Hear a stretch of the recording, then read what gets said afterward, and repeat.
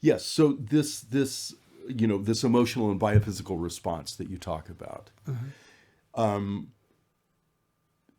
obviously we have a generation, you were talking about your kids and how they consume or are, how they relate to music or don't relate to music in some ways or the sound of something. There's a tremendous sort of resurgence of vinyl, an analog, vinyl records, an analog source. When we used to do tape, then it was taken to acetate, then it was made into a record, and everything else. Obviously, a lot of records that were created in the heyday of vinyl, before CDs, before digital processes took over the market of the record industry. You're dealing with a much more analog wave source, not the point to point to point to point. What is your take on the sort of resurgence of vinyl and that as the sort of like the moment of understanding what music should sound like? Well, I think that's a declaration by the generation that they're hungry. They're hungry for something. They hear about things from their parents or I'd say the parents at this point, because it's not the older siblings, and they want to be a part of it. Now, the vinyl thing is twofold. Number one, I think you've got a generation that's saying we're tired of everything that we value in life being a rental. We're tired of paying subscriptions. We're tired of paying rent. We're tired of paying lease payments. We're tired of borrowing. We want something. We want to own something. And the beautiful thing about old vinyl records is they were large, yeah, and they had photos, and there were liner notes that usually told a story about the songs or the lyrics or a little about the band. And so it was a nice possession. And also what it did, it allowed you to share. It allowed you to share something that only you had. So you mean tangible, almost tangible, like a tangible, yeah, tangible. like okay, so you meet someone, boy, girl, friend, whatever it may be, and hey, I have this music. Mm-hmm. Would you like to come over and listen to it with me? Okay, and nowadays like, no, I've got Spotify. I'll just put it up in my playlist. You right. know, so right. that I think is the key factor why they're moving to tangible music. Now, when it comes to vinyl, okay, what they're selling, what is being sold predominantly. Let me qualify that. Unless that record was recorded prior to 1985, mm-hmm, because I think Dire Straits put out their first digital records. It was somewhere around 87, 88. Anyways, that was the first fully digital recorded pop record. Okay, pop all record. right, okay. I know Tony Bennett was doing some things, and there were other people. Okay, so unless it was recorded prior to then, there is absolutely no sonic value in owning vinyl. Because if it's a digital file, it's already been filtered. The damage is done. So all you're going to do is move it onto the vinyl and add all the negative factors of the vinyl, which is the surface noise and the fact that they get scratches. So why would you do that? Right. Okay. So the idea and then the third factor is they have these turntables that put out MP3 files, or the turntables go to USB ports. Mm-hmm. It's like, why would you? It's like putting Pirelli tires on a Yugo. Where are you going? Right, yeah. How does this all add up? Yeah, right? And it doesn't. Yeah. So, but in defense of the generation, look, I've got a passion, and I bring it out in the book because the book is separated. There's a memoir, mm-hmm, relatively memoir, and then it leads into the thesis, and it leads into actual solution ideas. Yeah, you move back and forth between the things pretty, very seamlessly, which is, another interesting thing, because you do use you use your experiences to really illustrate a lot of the things that you talk about in the more, sort of in the more technical vein of things, or your sense of illustration of things is very personal. You talk a lot about your relationships, and to your credit, or because they were traumatic in some way or something, you talk about a lot of relationships in your life that have failed. Well, it depends how you define failure, There you go. because I personally believe the only thing we ever learn about ourselves is through relationships with another person. So, good, bad, or indifferent, okay, if you're in a horrible relationship, you've learned, you should. I mean, the pain of the expectations not being what you thought, Right. okay? Unfulfilled. Unfulfilled expectations, great, Yeah. thank you. Okay, the pain of that is real, okay, but that's usually an endorphin thing, okay? You get over it in a while. But the joy later on in life of figuring out who you are, what's important to you, and like I said in that Geraldo Rivera when they interviewed me, it was like, well, why do you think you have infidelity in relationships? And I said, well, because if you took the top 10 things of what you'd like in a person, you think you'd like or what you'd want, if you're extremely lucky, you're going to find 7, 6, if you're really very lucky. Okay. So you decide to commit to this person, they've got 7 out of 10. Well, the problem is, as time goes on, you start missing the other 3. Okay. And you tire of the 7, or somewhat. You get sort of like complacent about the other 7. Okay. So what happens? Someone with the 3 comes along and you go, wow, and then it's a matter of you get tired of the other 3. So Again, another endorphin reaction. exactly, right? Well, what it is, Or it's a natural human reaction because we're always searching for things we're missing. And very rarely are we acknowledging what we have. Okay. So what I learned from the relationships I had was that, you got to learn, you need to know what you need as opposed to what you want. Okay. And once you do, you can commit to that. And then those other things, they don't become important. But to the point of, in the book, they're brought out for the reason being, again, that wasn't just a self-serving, some woman trashed me once kind of thing. No, it absolutely was about the same premise of, don't be afraid, go forward and learn from every single thing and become a better person out of it. Because I take it all the way up to where I met my wife. And had I not experienced what I had prior, I don't even think I would have ever met my wife. Right. So that's tied into the whole thing of the what the premise of the book is for. I think that leads me to another thing, is your theory, when you're talking about self-perception, perception of what you need, all these things that you talk about with relationships, brings me to the point of, you use a word a lot in the book, and that's relevance. Relevance is a key term for you, and it's a jumping off point for how we see ourselves, how others see us, why they see us in certain ways.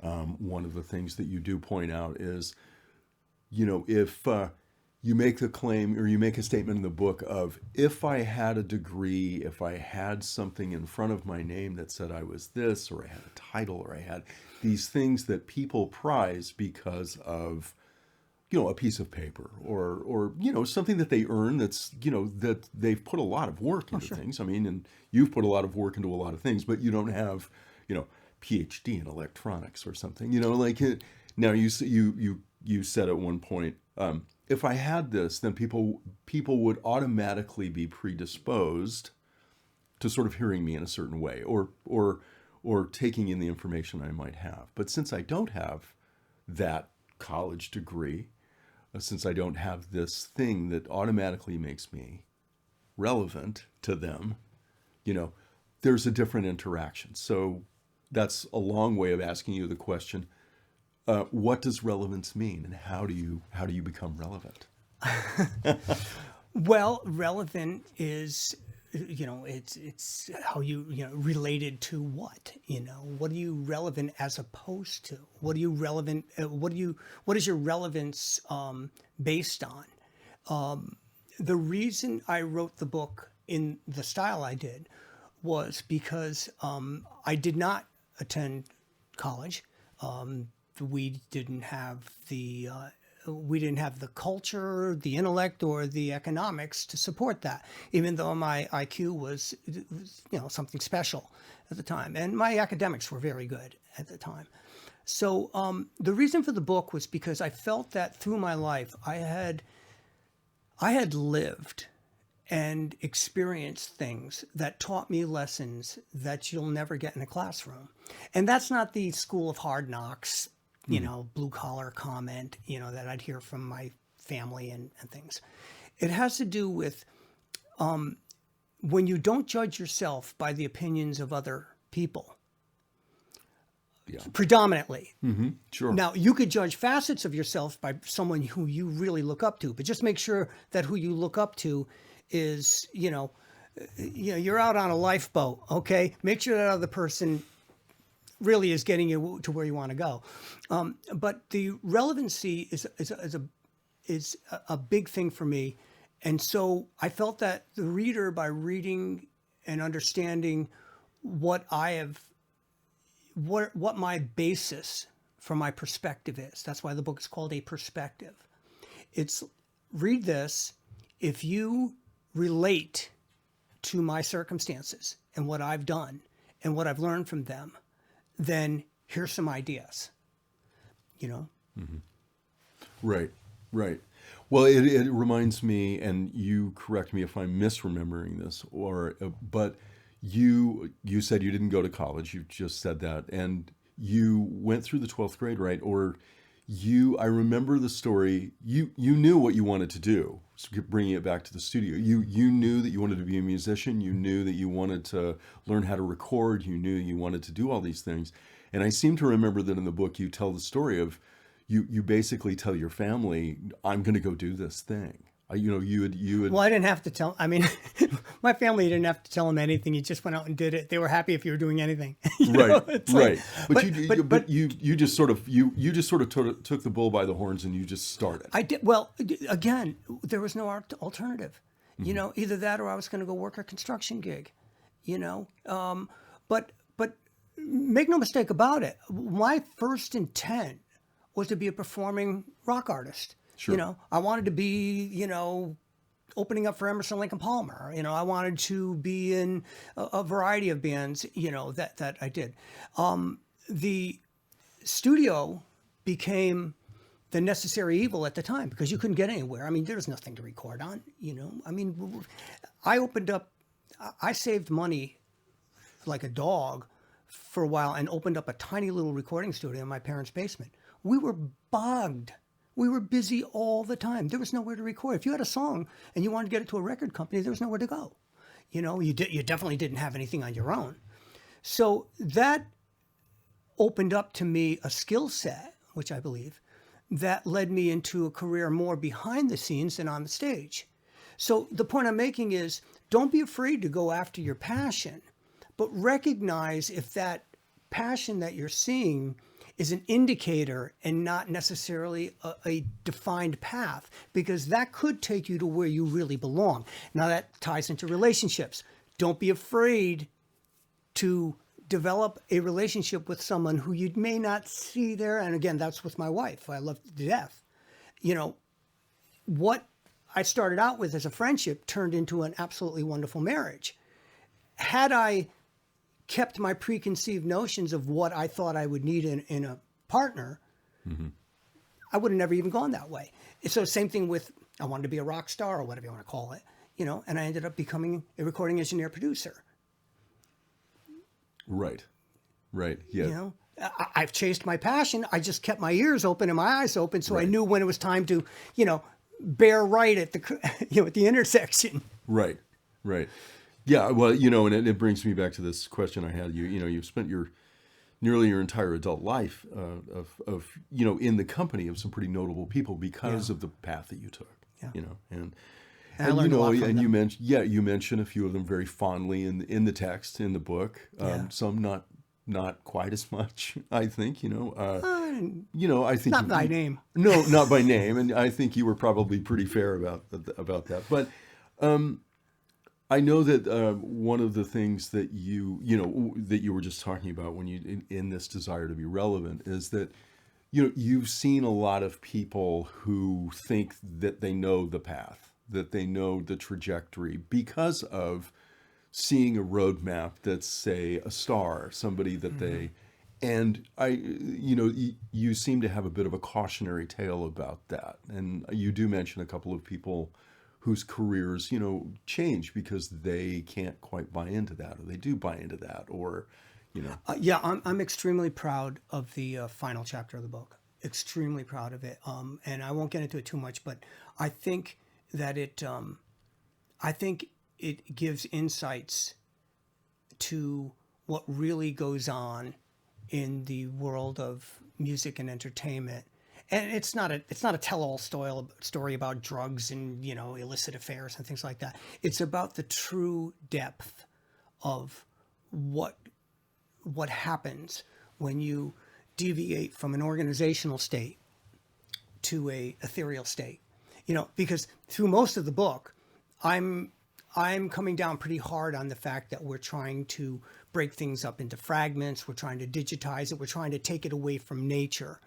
And in the last chapter, I say, okay, but by the same token, this is what happens if you swing the pendulum too far.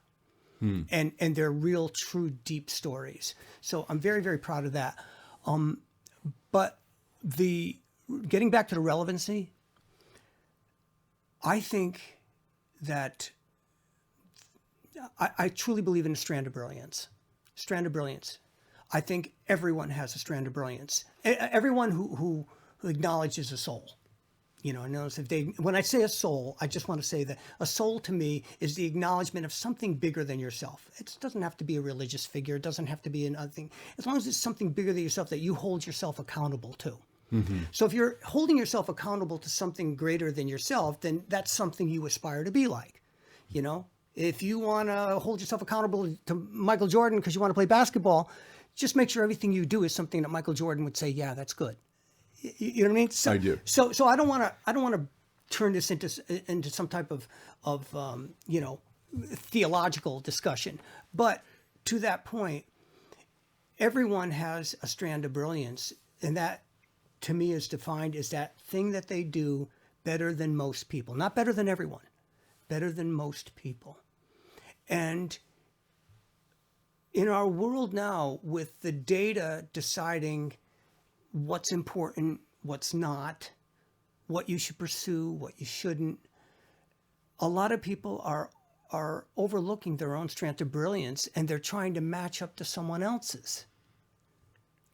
Which is in itself sort of It's a destructive. binary, sort of destructively binary thing, because they think it's a straight line from here to here, Exactly. and it's not. It's as you would point out, it's a curve. It's something that you can't quantify. You can't quantify, and that goes from relationships to careers to general happiness.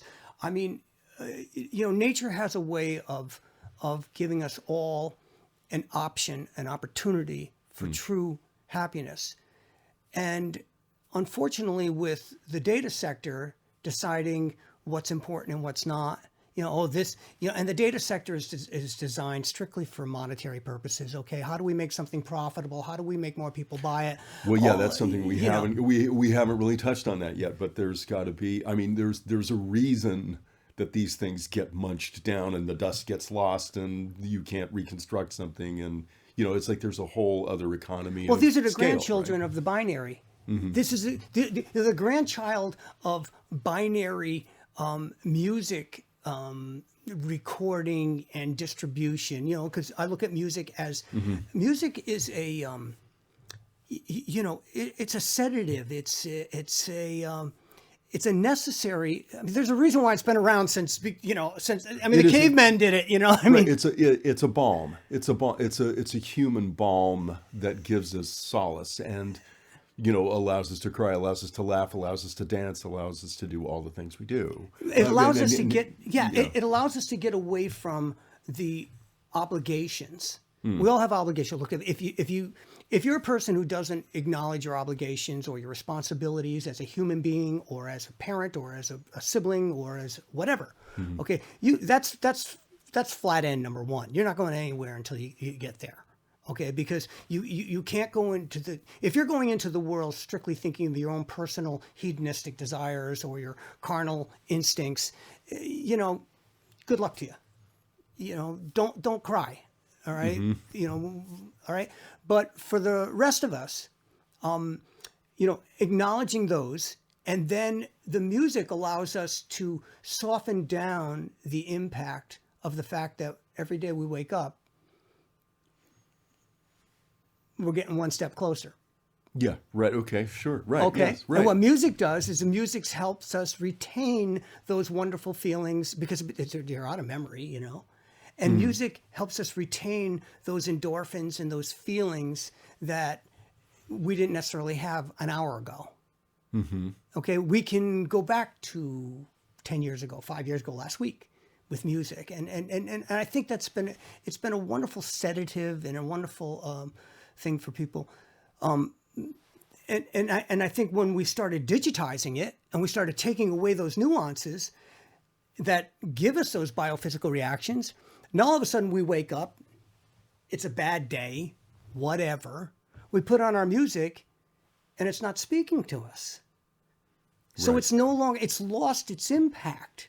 And the reason why it's not speaking to us is because all the nuances that would hit our soul or hit us and reflect to us have been filtered out in favor of convenience to deliver more of it to more people.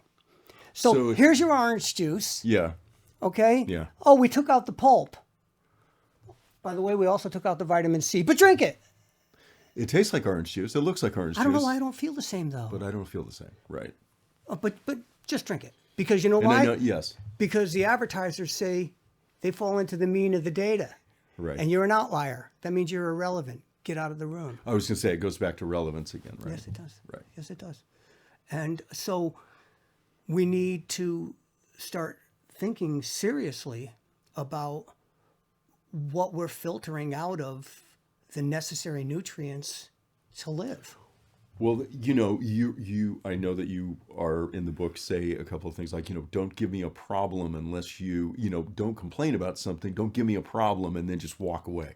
You're very, because of your curiosity and the way you've lived your life, you like solutions. You like to find these. So let me ask you on the tail of that.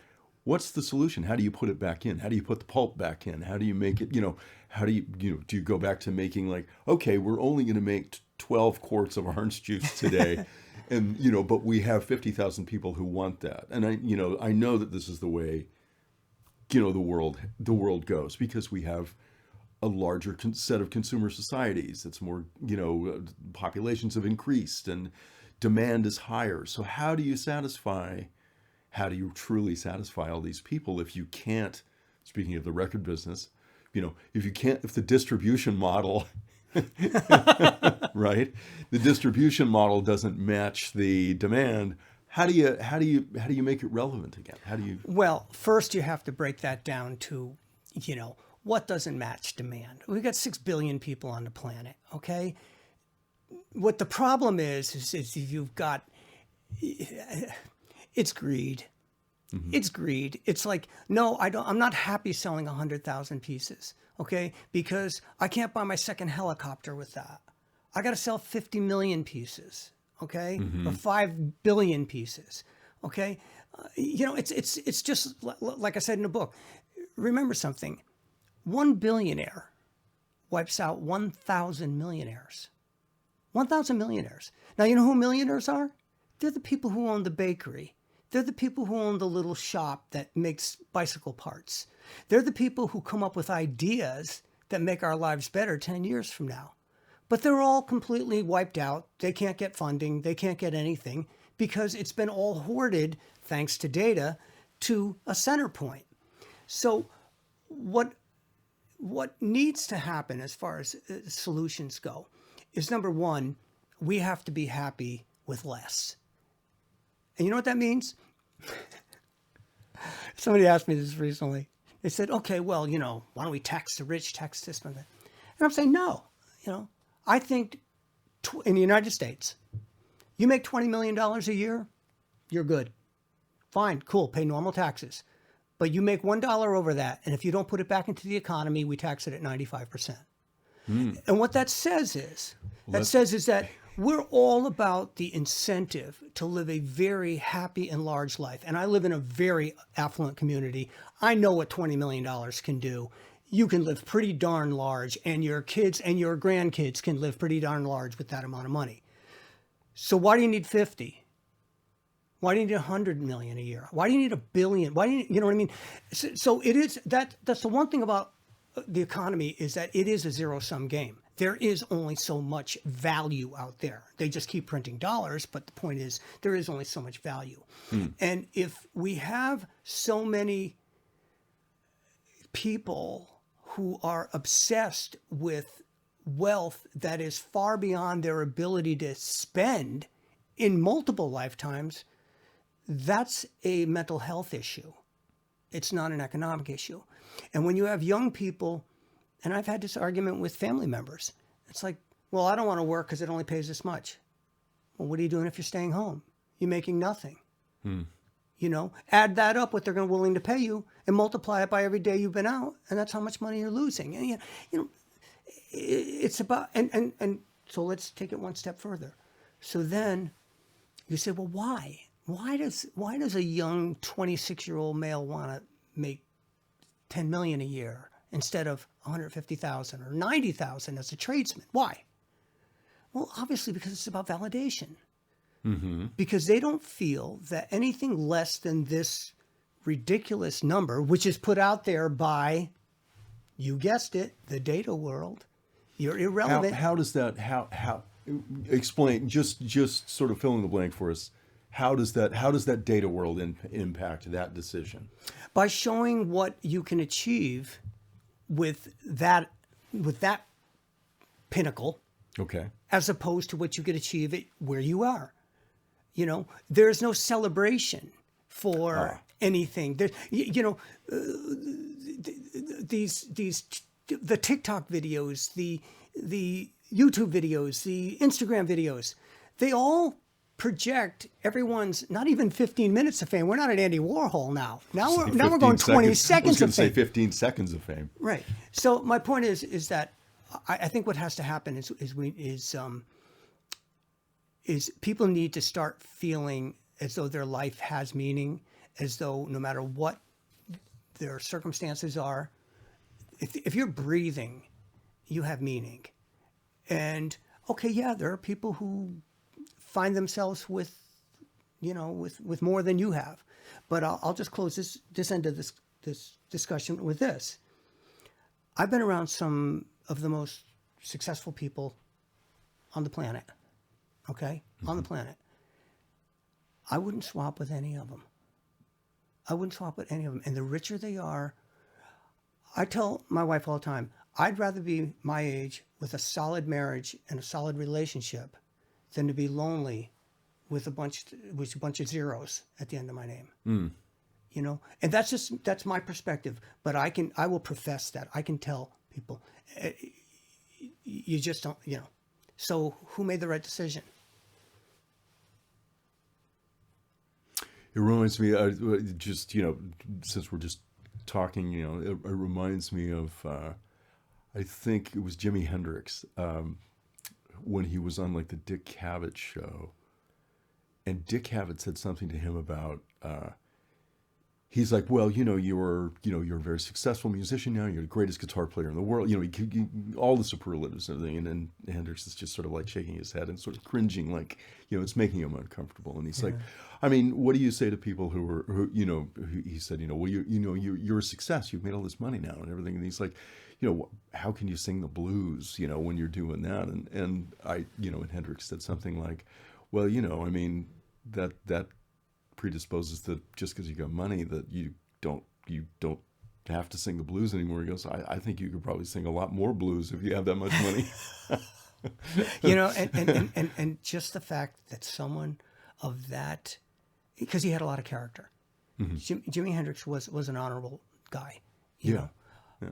How does a guy like that die from a heroin overdose at 20-something years old? How does Well, that yeah, help? yeah, I don't remember exactly why. I think it was more of a sedative thing, but anyway, not to. I mean, The point is, why does he need a set? Notice well, why no, no, no. I mean, what's very clearly at 27 years old, with that much going on in your life. but if you put that into a TikTok video, he would be the apex of everyone's inspirations. So why is that? Well, Well, it's that's a talk question we about need to answer. yeah, And I personally think, and that's part of what this book is about, is because we have a small group of people who have devised, a small group of industries, people in industries, who have devised a measurement scale based on parameters that keep them in the safe zone. Okay, so sort of like it's a profit and loss statement at all times. Is that what you're saying? well, more than that, it's become, if you don't think the way I find myself comfortable thinking, then your opportunities are gone. And this is what's going on is it's not only just dollars and cents. It's all stems from the binary sourcing of everything, where you have the right or the ability, but now you have the right to eliminate everything between the dots because that's not pertinent. Whereas you're looking at measurements for a generation and for an entire civilization that are based on parameters put together by people who arguably are missing a lot in between the dots. Or perhaps have programmed an algorithm to sort of to sort the people who have programmed an algorithm to sort out things to put things on one side of the column or the other.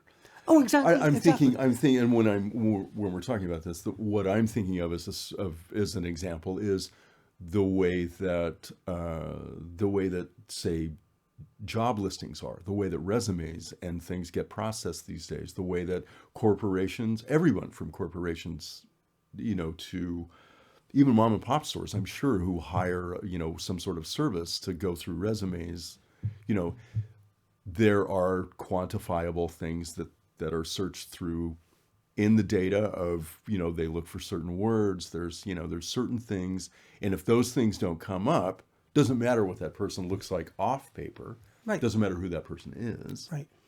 It sort of makes them, to use your word, irrelevant. But let's go one step further. But why do they do that? So why do they do that? I would think to be quote unquote more efficient, like from the Right. company side, right? They want to be more efficient, so what they're reason? going, well, if they have 100 resumes and they can sort it down to 15 by eliminating a lot of the dust on the floor and everything around it, they have a better chance of reaching their goal of finding who they're looking for faster. Well, I'll take it to the other there's end. more profit, and there's I'll take it to the other side. I'll take it to where their goal is profits. The goal of any company on Wall Street is profits. It's true. It's a business. Profits. It's not. Yeah, it's a No, business. don't say a business. I would challenge that. The reason why is because the local pizzeria, the local, health food store run by families who've taken it from generation to generation. And what they want to do is they want to be able to feed their families, have a couple weeks vacation with their grandchildren or children. That's business. That's a business. They want to have someone compensate them willingly for a product that they, with a lot of love and a lot of passion, provide. That's a business. And if it goes crazy and lots of people want it, then more power to them.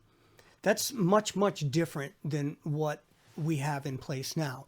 It's 100% about profits, because profits give the senior management gets paid based on stock prices, not on fixed, salaries. If the salaries are just, that's an opening point. The kickers are the profitability from the options from the stock increases. And I can name a couple specific companies, but I won't. So that being said, their entire job, their entire function is to maintain a profitability level year after year after year. So you can do that by creating new products. You can do that by improving the products you have. You can do it by increasing market share. There's various ways to do it. Mm-hmm. But the easiest, quick way, especially if you're somebody who comes in and plans on staying for 3 years and walking out with a big, bonus, is to cut costs. Okay, so you wipe out, and I learned this from Eliyahu Goldratt. Okay, that's what they did. They went in and they identified these managers in the late 1980s, early 1990s, whose sole job was to cut costs.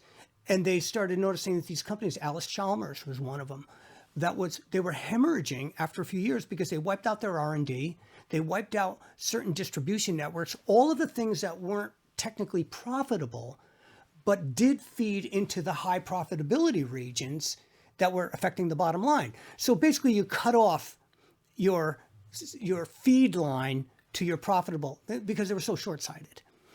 So you're cutting out infrastructure to increase bottom line. You're cutting infrastructure to increase the bottom line without even thinking about what that infrastructure supports. Is this the dust between the things in the vase now? Well, that's the thinking. Yes, Yes. exactly. Okay. Good, Jeff. That was great. But so what happens is that these resumes, going back to our HR people, Sure. okay, they're put together by people who are not qualified in proper because they're not paid well.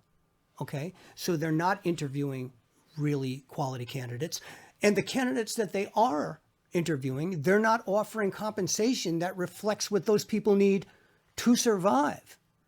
And there's a company just around here that I won't mention the name of, but they're attempting to build a staff, and what they're paying the people, they would have to live 45 miles away because they can't afford to live with what's happening in San Francisco.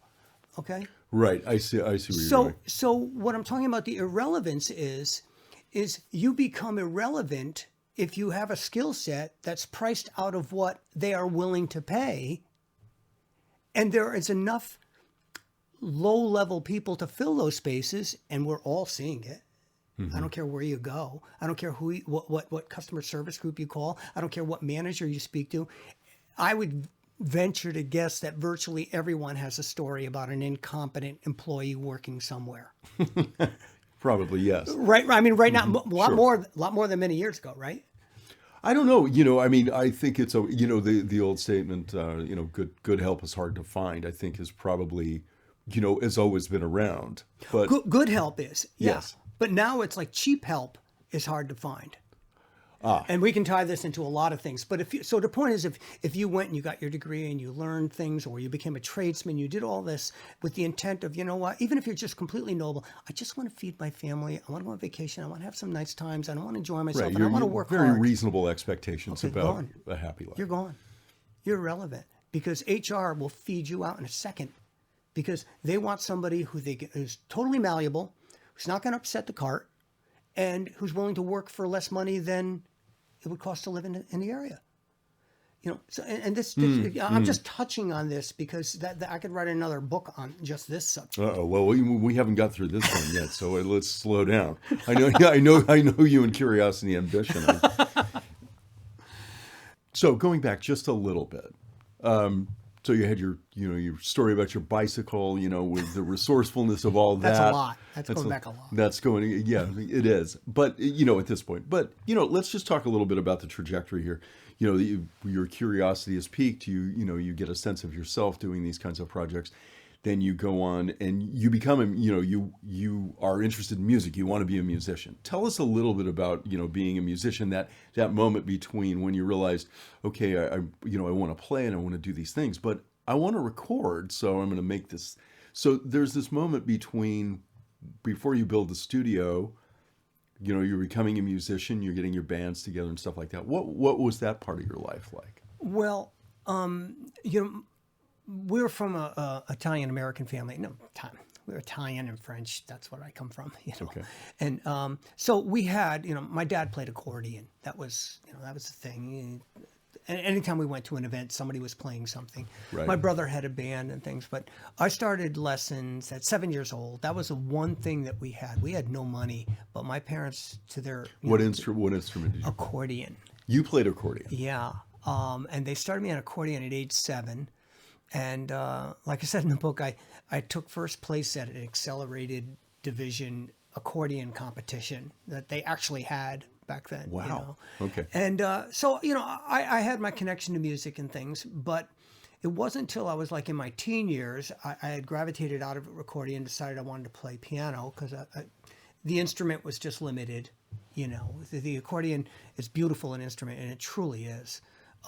It just had no, you know, there were no accordion players at Woodstock. I was going to say, I can imagine that, you know, maybe Elvis Presley, with the advent of Elvis Presley and then the Beatles, perhaps the accordion. Yeah, I mean, the, you know, guitar took over, and then, you know, accordion was sort of like, you know, I didn't have a Bijan Vrise or any monkeys, you know, on, you know, so street corner. Tried it. But, tin cup and a. yeah, I had friends who were willing to play the part, but, you know, for a share of the proceeds, but we didn't do it.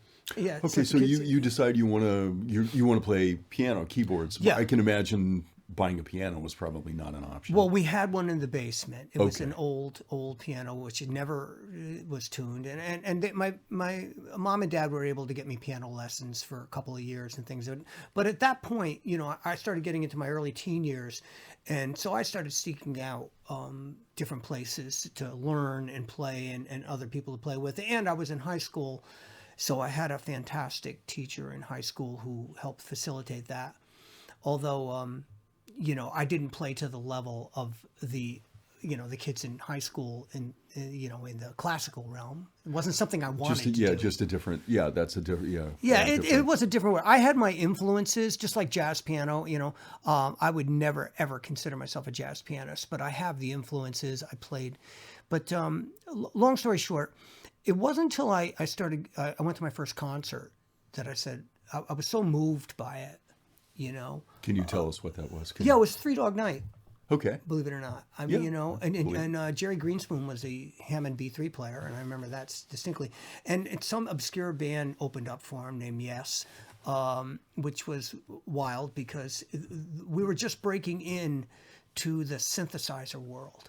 You know, everything prior to that was just either a Hammond organ or a piano. You know, or maybe you had a Wurlitzer piano or a Farfisa organ, all of these ancillary instruments. But keyboardists started taking the front line along with the guitarists around that time. Yes. So with my technology curiosity. This was a natural fit for you. Yeah, it was. And then, you know, I aspired, okay, I'm going to put a band together. We're going to do this. And, you know, we're going to get, you know, we're going to tour the world. Kind of thing. Mm-hmm. But of course, that's good for the high school prom dates and things. And I talk about in the book how, you know, we played our high school after prom. I got to play my after prom, which was a big deal, you know. Sure. Except disco is in vogue, and we were playing, you know, Whipping Post by the Allman Brothers. And right. So, right. And I do mention this in the book. I mean, like the next day at school, I caught all kinds of flack for playing, you know, songs that no one knew or cared about. Okay. You know, okay, so I didn't do Get Down Boogie Oogie Oogie, but I played, you know, Allman Brothers. This was before you got to work with, you know, with. You really started working with people like Nile Rodgers and Chic. Yeah, it was slightly before that. But long story short, so that just gravitated, and then. Really a huge influence to me was the band Boston, which was Tom Schultz, who I actually got to meet and work with, you know, right at the apex of when the first Boston album came out. Right. Because I had invented this guitar effect. Okay. That I had sent them a letter and said, "You're a hey, keyboardist and you invented a guitar effect." Yeah, because I couldn't invent anything keyboard. I didn't know what I was doing. No, but I mean, it's that. You know, that again, you know, your curiosity and your innovation turns a different direction, right? Than you thought it was going to, probably. Yeah, exactly. Right? You know, but I did take care of my Mellotron and my Mini Moog, and those are other stories. These are all in the book. But the Mini Moog story is a great story, but the Mini Moog. Yeah. Yeah. Well, buying how it you was, got that? Well, not only that, but the way I went in there fully intending to walk out of there with those devices, with the money I had. And like I was not leaving, you know? No, it's a great story. What blew me away, story. Jeff, what blew me away was how easy it was, you know? Because I would tell people like, you know, because what happened, Well, you did your homework though. You kind of knew, didn't you? I think, like I say in the I book, don't mean to be too opaque. People are going to be like, "What is he talking about?" more testicular ferocity than intellectual capacity. Okay, all right. Okay. We can call that moxie if we can't get away with that. But anyway, Yeah, filters are light duty these days anyway. So, but to the point of, I went down there with the intent of buying these two very expensive instruments. The only reason why I had money is because a prized possession of mine, it was a van that I had built. You know, it was Vogue in the days, and it was stolen from my parents' driveway. And then the insurance company was so gracious; they looked at the photos and said, "Here you go," and they gave me a what at that time was a very large sum of money. I mean, it was like $3,200, and you could buy a brand new Roadrunner for like $3,000, you know, at the time. And so I went into the city and I said, "This is what I want," and he said it was going to be, you know, a lot more. And I said, "Well, I'll give you this in cash." And, "Oh, no, you can't do that. It's like, you know, everybody wants these and everything." I'm like, "Okay, but I got cash." And then, you know, all of a sudden the entire vibe changed, you know, it's yeah. like, and he said, "Well, we don't have any in stock." And I said, "Well, where are they?" He said, "Well," I said, "Where's the warehouse?" He says, "Well, it's up in Mahwah, New Jersey." I said, "Okay." I said, "Give me the address. I'll go pick it up." Now, all of a sudden he's looking at me, you know, and I got Dee Murray next to me from Elton John's band at the time. And that was like during okay. Yellow Brick Road. I mean, they were massive. And Dee Murray standing like this. I'm in Manny's in New York City. Okay, yeah. You know, yeah. and I just strike up a conversation with him. He was such a gentleman. God bless his soul. But so this is where I'm at. I mean, like, you know, I'm just as... And how old are you then? 20. 20, okay. You know, All right. 20 with basically an emotional maturity of probably 17. You know, you know. Well, the beautiful thing in my life that I think is really done a lot for me is not knowing what can hurt you. You know, not knowing what can hurt you. Sort of a youthful ignorance of how you know, like you're not worried about how far you can fall and what it's going to feel like. No, I wasn't that way because I'm such an optimistic person. I don't say never say never. I'm rarely cynical. Okay, rarely. And so whenever something comes up, and I think that has to do with fixing your own bicycle, you know, whenever something comes up that looks insurmountable, what rattles around in your head was, yeah, put it on the list. Put it on the list of things that you've overcome, you know? So, you know, going to New York City and getting this thing, and you know, I was going to do it. And sure enough, you know, I walked out of there with everything I wanted for the amount I paid for it. The guy was lovely. I went back again and purchased more things. Right. But once we had the band going, you know, back in those days, you had to record. You know, well, what's the next step? Okay, you played your high school prom. You're playing all the dances. There weren't really any nightclubs. You'd have these, you know, events. And so I, you know, I started thinking about that, and I knew nothing about any of this stuff. Right. Nothing. And you did say you said, you know, if you wanted to record, there was no place for you to record, so you had to do that yourself then. Well, there were places, but you just couldn't afford them. afford them. I mean, I remember yeah, Electric Ladyland at the time. I mean, look, back then the studios were getting hundreds of dollars an hour. Oh yeah. Hundreds, and you're talking. Matter of fact, I think Electric Ladyland once advertised, you know, we'll give you 1 hour free setup, and I'm like, cool. The song's 4 minutes long. We can get in and out of there in a half an hour, and you know, maybe pay, you know, $113 or whatever the hell it would be. But you know, it wasn't until I, you know, learned that no, you're going to be there for about 40 or 50 hours, and your parents better have you know, some equity in their home. Right. Which was not going to happen. But long story short, so yeah, I had heard about the recording thing. Then I read about Tom Schultz from the band Boston doing all of his demos in the basement of his home in, ironically, Weston, Massachusetts.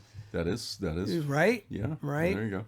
Okay, and so then when I went up to see him with the idea, I got to see the Hideaway Studio. He's so gracious. What a great guy. I haven't seen or talked to him since. You know, got to get him a copy of the book because I mentioned him as an inspiration. But then I realized, you know what?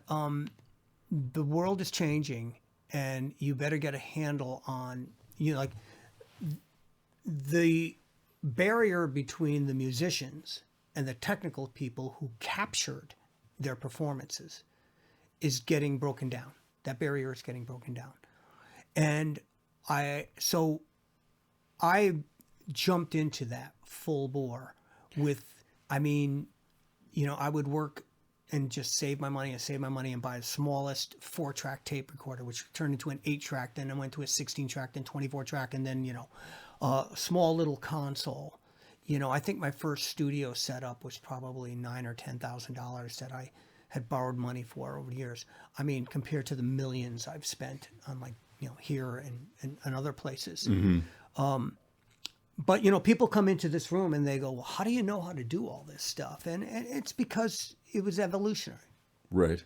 Which is a statement about who I am. Because everything I know is cumulative knowledge. It builds off the previous experience. But I think if I can define any success I have, it's because my jumping off point keeps getting higher and higher from previous little baby steps. Right. And I learned that working on cars. I could remember when, I'd get nervous changing a tire. And, now I'll rebuild, a BMW from a bunch of parts in a box. Right. Which I love to do. It's so much fun. But I think that's part of my personality. And emotionally, I've attached that as well. I think that what I've learned from human interactions and the sensitivities, and even the story I tell about the bass player who, like this aggressive band I was recording, and this guy was, this is before the traditional, stuff we have now, but this guy was aggressive, and he looked it, and he acted it, and we were working together, and he gets on the phone and calls his mother in the middle of the session in front of everyone. Hi, Mom, love you, and he hangs up the phone and he goes back to his bass. And I'm like, this guy's a real gentleman. He's a human being, Right. And it was, so you get to look at things, Right. From a different angle, different perspective. Sure. Yeah. Well, you just talked about Tom Scholz being an inspiration to you, or these different people, different things, different So I'm wondering,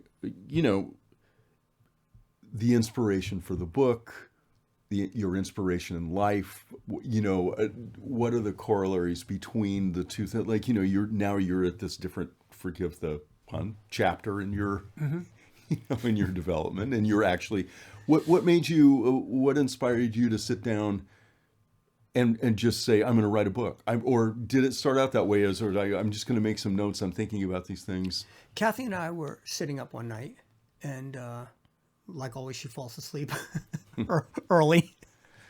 No. And I recollected the story about Dominic Candido, that distant cousin of mine who played at Carnegie Hall. And so I got up and I went to the internet and I looked it up and I read the review. And I remember reading the review, many years ago. Okay. And I laughed at it because I realized how accurate it was and how offended I was when I first read it. When I first read it, I thought because what happened was she was a classical pianist and she played at Carnegie. It was a Juilliard recital. Okay. And so, of course, I played, but not to her level, and it blew me away. And of course, you're in Carnegie Hall. So when the critique was that her technical execution was good, but I believe the words were, when she learns to express the, it's in the book, something of the piece, the spirit of the piece. When she learns to express the spirit of the piece, she may someday become a pianist of stature. And I was like, oh, here's some, off the charts, snob trashing this girl. Right. But yet when I read it recently, I realized, Yeah, exactly. It's not about the technical execution. It's about how many spirits were moved. And you can't gauge that by the few people who are impressed. So my impression of her may have warranted a different viewpoint, but that's not the ultimate goal. The ultimate goal for her performance, from the critic's point of view, was to reach that pinnacle that the persons who were most sensitive to would respond. So taking this back a little full circle here, just another little circle back. Yeah. Yeah, so what you're talking about in a certain sort of way, and you know, and we've is a little bit like you. Do you think the critic was hearing those residual, like? Do you think that critic was responding to the residual things that he felt were left on the floor someplace? That, you know, she was technically, Without a doubt. you know, she was doing a very sort of like dot to dot, you know, playing of a piece, and he wasn't hearing the sort of arc of that creative expression. Absolutely. That's Jeff. My compliments for that. That's a great recognition on your part. Yes, absolutely, and that is probably a wonderful. It's a wonderful explanation of how we have a generation and more who, you know, they don't know what they don't know. They don't know what they're missing. And as these times expand and these generations come into their own and actually dominate the population, it's becoming lost.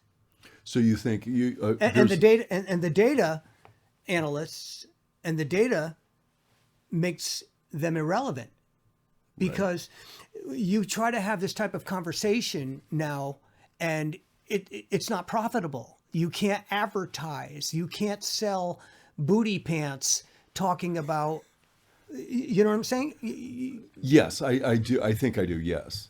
Well, I'll so clarify. okay, so that well, no. Well, so let me try and maybe not to try and put words in your mouth or take this somewhere where you don't want to go, but there's a phrase that you use called the strand of brilliance. You brought this up a little while ago, and it's in the book. But you know, it's an interesting concept. So what you're saying is what you're saying.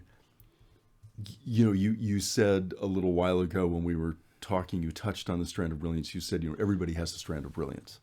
Are you feeling like then the kids, you know, this generation, the generations of kids who are coming up or growing old, you know, are you feeling like they're just not getting access to, you know, to explore the strand of brilliance that they may have because of the data crushing them? Yes, I think that the inspiration has been wiped out. Okay. You know, you can use dozens of metaphors, but there's always an experience that we have as human beings, whether it be in the presence of another person or consuming something we've never tasted before or hearing something we've never heard before, that gives us the recognition that there's something in the world bigger than us and bigger than what we are accustomed to. And what's happening is that's all getting tamped down, because in order to deliver that vase with its beautiful, Right. You know, texture and shape and softness, in order to deliver that and have the receiver experience it, it has to be real. It has to be it cannot be a rendition. You need all those. You need all the dust too. You need to scoop that up and put that in the box. You need too. all of it. And Right. when it comes to music and when it comes to even visual, when it comes to artistry, you know, when Kathy and I went to Paris on our honeymoon, one of the things we did was we went to the Museum d'Orsay and we went to the Louvre. I adored the Museum d'Orsay because it had more of you know, it was more interpretive than. Right. Well, it's also a much more intimate environment, and Yeah, you it's a know, great and place. I mean, and it's dealing with a certain, you know, set of periods that, and the Louvre is so expansive that Yeah. it's very, The way I described it, I said the Louvre is a celebration of man's tragedies, and the d'Orsay is a celebration of its glory. You know what I mean? Or it depends if you're a military person, and you might flip that. But to the point of when I had seen the Degas pastels, when I saw Degas, he was the I was going to say Degas pastels. yeah, That would be it was interesting. good. Yeah, he was a great president, and he made pastels. Yeah, I got his crayons. But anyway, no. But when I got to see the Degas pastels, it just bowled me over because I had seen them so many times and so many renditions and so many books, et cetera, et cetera. But it kicks your butt. Well, It's just like, whoa. And that, I think, if I'm going to make a recommendation to anybody, go out and see the original of something that you've known for years. you've known. Think Right. you've known. Right. Now, one of the things I talk about in the book is the solution is, okay, so if you said to me, all right, John, all right, what do you want to do about it? Well, I'm definitely not a person you say that to because I'm going to tell you. Right. I'm not going to, I don't lateral the ball to somebody else and say, well, what people need to do. No.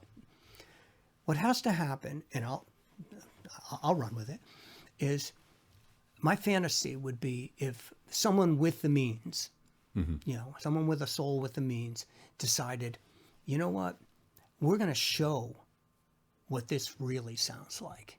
And they go out, like you're a former record exec, okay, Well, I wasn't an exec, but I worked at a record company. Yes. Yes, but the execs took the credit. You did the work.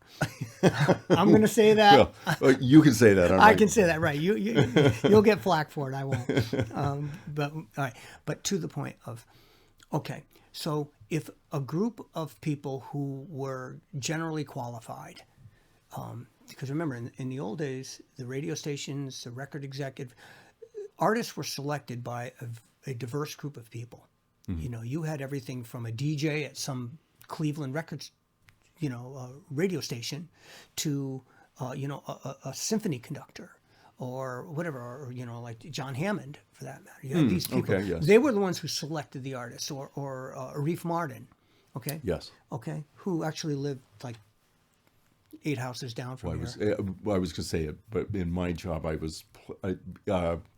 for as short a time as I was in the record industry, at least I got to meet Arif Mardin, who was amazing. Oh, what a wonderful man, wonderful human being. But okay, so they would select the artist because they had that strand of brilliance that recognized it. Okay, so okay, props to them. Now, okay, you've got them. Now let's record them. Let's get their product out in the highest authenticity possible. Now we can argue that all day long. But eventually you're going to come to a consensus that says, okay, this is the way it's got to be done. All right. Then put the product out in a form, even if it's temporary, a form that can reproduce it as accurately as possible. Now, are you talking about a live form or are you talking about a recorded form? A recorded form first. Okay. Okay. Then put them on tour. Okay. Okay. 5 or 6 acts. Just, I can't even imagine what they could be. It could be anything from hip hop to country. It could be, reggae to metal. Right. I don't know. I'm just saying. Okay. Come up with a concert draw. Okay. Okay. And make sure that concert performance is at the highest fidelity possible. Get rid of the digitization in these consoles and all of this stuff that makes life for the engineers easier, but you know what, it's not, the audience isn't hearing it. They're digitizing things right at the microphone now, so even though you see them live, it's still being filtered. Okay, right. Okay, so in other words, the whole goal would be authenticity from the players, from the original composer's motivation. From the motivation all the way to the receipt from the audience. Okay. Total authenticity, okay? Honest, solid musicians, real, authentic, professional recording people who know how to capture that authenticity and the aura, and then a performance venue that is designed to express that performance in the most authentic way. that will blow people away. I don't care what your favorite genre is. I don't care if it's hip hop. I don't care if it's metal. It will blow you away. The authenticity compared to what's out there now. Okay, then I would suggest that they pick small venues like pop-up stores and malls, whatever it may be. Okay, so someplace where it's easily accessed. Right, and let people come in and listen to it on a playback system that is authentic.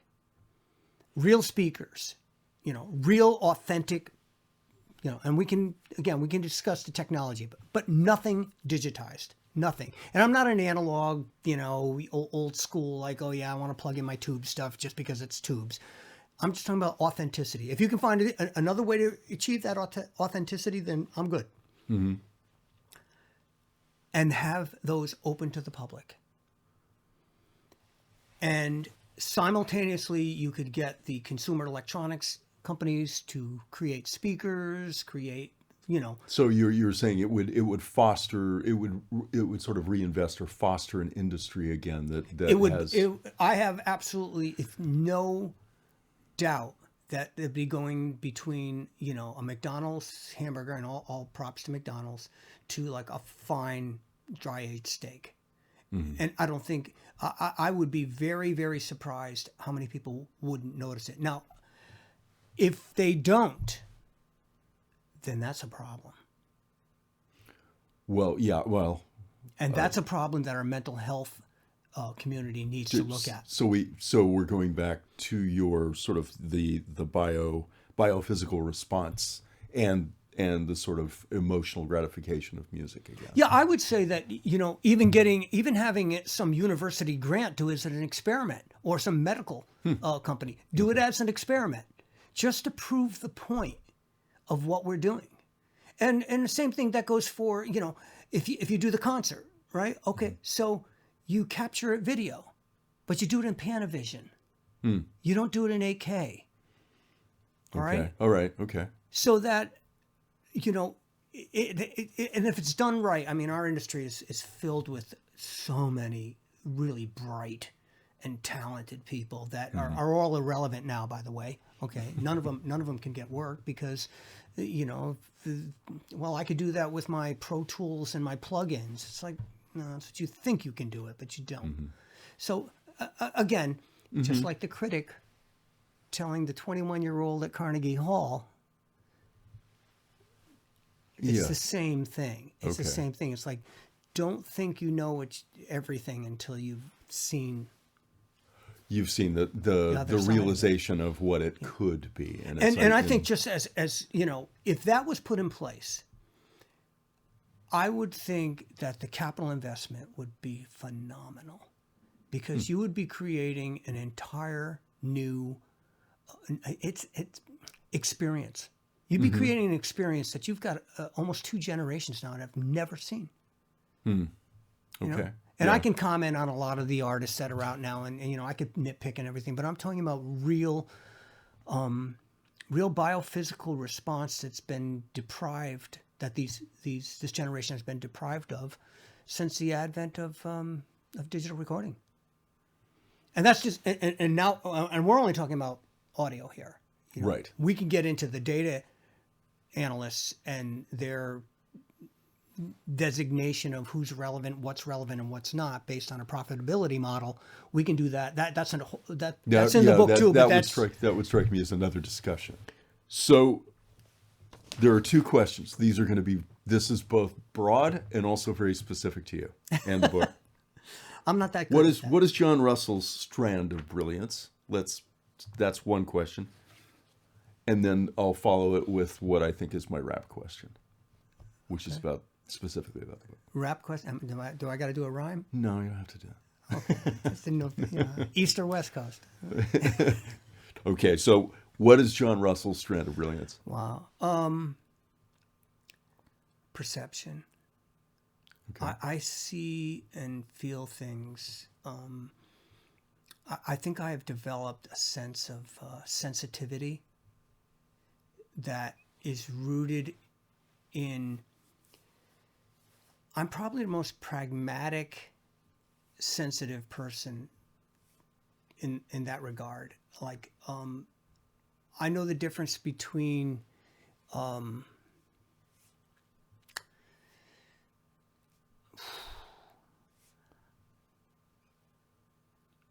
I'm very much aware of things that are bigger than me, larger than me.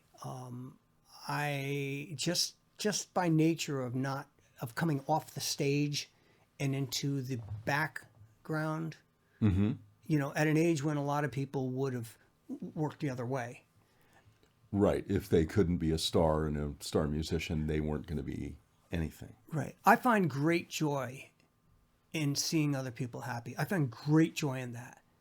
And I find a almost like I love to be autonomous, you know? I love to see people happy about something I did and not focusing that happiness on me. I mean, that's really that sounds very bold to say, Mm-hmm. but it's like I'm the facilitator. I really take what I do seriously. So as much as I've written songs and I've performed and I was a singer and I was I did a lot of reasonably mid-profile things. My biggest joy is seeing people react to something I recorded, some of the band. It's just such a great feeling. It really is. You just feel like, okay, I have a purpose. So my strand of brilliance, I think, would be my ability to recognize patterns and run with them. It's definitely a cognitive thing. Okay. And so here's my sort of wrap up question for right now. Who is this book for, John? Who is this? Who's your reader? Who's our binary world for? I would say anyone who ever felt lonely because they had ideas or feelings that no one else valued. That's a great answer. That's quite a statement, but it's a Yeah, it's a great answer. thank you. At the end of it, I would be so flattered to know that after reading something that I communicated, someone's life was improved. Well, I think that's a great place to finish. All right. Right? I mean, do you feel good about that?